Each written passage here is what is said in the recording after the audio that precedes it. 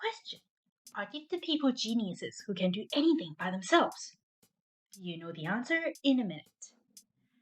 A gifted person is a part of the neurodiverse community, marked by individuals with brain processes that work differently from the typical brain. As I don't want to bombard you with the many different models and definitions by scholars, I'll just be explaining giftedness in more layman terms, focusing on the more observable characteristics. A key idea that characterizes the gifted brain is intensity. They show a more intense interest in learning and knowledge, and the feeling and sensation they observe the world with is also much more intense. Just like how a cat or a dog has a much more sensitive nose and ears when compared to us humans. Well, maybe not that intense, but you get the idea. A major characteristic of the gifted brain is asynchronous development. The prefrontal cortex of a gifted mind is much more active than a neurotypical brain. However, the other parts are still at normal development speed.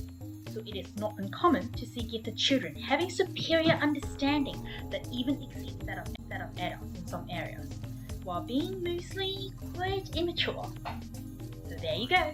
The child can be bothering you with their theory of time travel and philosophy, and the next moment they can be crying out over not getting a lolly.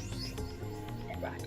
Natural propensity to rhyme, enjoying dry jokes, common features of linguistically gifted brain. Another major characteristic is overexcitability, or what we call OE, since that's such a mouthful. Gifted individuals tend to be much more sensitive in one or more of these areas. The higher the levels of giftedness, the more intense their OE. Intellectual OE is the one we hear about the most, the intense and self-motivated pursuit of knowledge and truth. Emotional OE brings about more intense emotions. Those with OE easily get empathy, burn out, and are very sensitive to criticism. Imaginational OE leads to constant immersion of hypothetical situations and a fervent asking of what if. Sensual OE means they are extremely sensitive in one or more of the five senses, that is, sight, hearing, taste, smell, and touch, and is often labeled to be overreacting by peers. A case in point, I literally jump up when I hear a somewhat loud and sudden sound and was called a drama queen even when I didn't mean to. Lastly, psychomotor OE is presented through excessive energy and fidgeting, as well as being pacers and fast talkers. You don't know how hard it is for me right now to control my speed this very moment.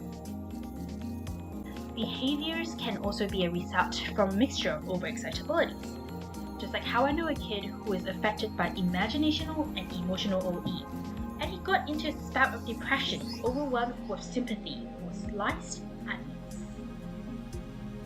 All these are just some characteristics of the gifted, and you can already see how these differences can lead to many problems in the journey of growth.